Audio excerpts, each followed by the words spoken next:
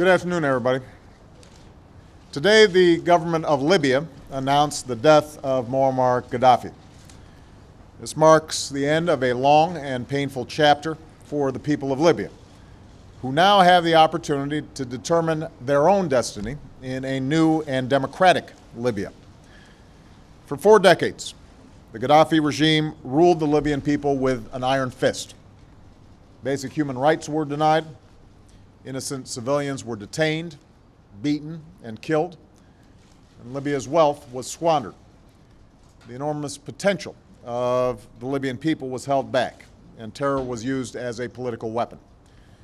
Today, we can definitively say that the Qaddafi regime has come to an end. The last major regime strongholds have fallen. The new government is consolidating the control over the country, and one of the world's longest-serving dictators is no more. 1 year ago, the notion of a free Libya seemed impossible. But then the Libyan people rose up and demanded their rights. And when Qaddafi and his forces started going city to city, town by town, to brutalize men, women, and children, the world refused to stand idly by. Faced with the potential of mass atrocities and a call for help from the Libyan people, the United States and our friends and allies stopped Qaddafi's forces in their tracks. A coalition that included the United States, NATO, and Arab nations persevered through the summer to protect Libyan civilians. And meanwhile, the courageous Libyan people fought for their own future and broke the back of the regime. So this is a momentous day in the history of Libya. The dark shadow of tyranny has been lifted, and with this enormous promise, the Libyan people now have a great responsibility to build an inclusive and tolerant and democratic Libya that stands as the ultimate rebuke to Qaddafi's dictatorship. We look forward to the announcement of the country's liberation, the quick formation of an interim government, and a stable transition to Libya's first free and fair elections. And we call on our Libyan friends to continue to work with the international community to secure dangerous materials and to respect the human rights of all Libyans, including those who've been detained. We're under no illusions. Libya will travel a long and winding road to full democracy. There will be difficult days ahead.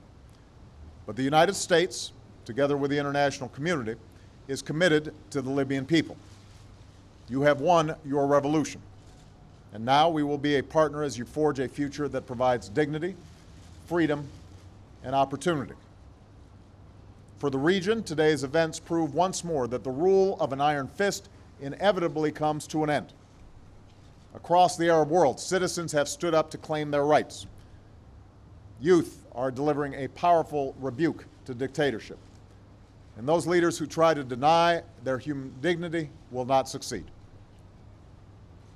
For us here in the United States, we are reminded today of all those Americans that we lost at the hands of Qaddafi's terror. Their families and friends are in our thoughts and in our prayers. We recall their bright smiles, their extraordinary lives, and their tragic deaths.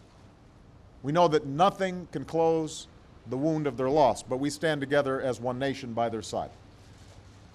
For nearly 8 months, many Americans have provided extraordinary service in support of our efforts to protect the Libyan people and to provide them with a chance to determine their own destiny.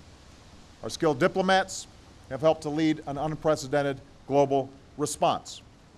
Our brave pilots have flown in Libya's skies. Our sailors have provided support off Libya's shores, and our leadership at NATO has helped guide our coalition.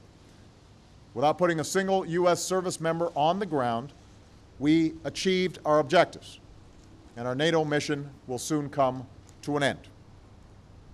This comes at a time when we see the strength of American leadership across the world. We've taken out al-Qaeda leaders, and we've put them on the path to defeat. We're winding down the war in Iraq and have begun a transition in Afghanistan. And now, working in Libya with friends and allies, we've demonstrated what collective action can achieve in the 21st century. Of course, above all, today's belongs to the people of Libya. This is a moment for them to remember all those who suffered and were lost under Qaddafi and look forward to the promise of a new day. And I know the American people wish the people of Libya the very best in what will be a challenging but hopeful days, weeks, months, and years ahead.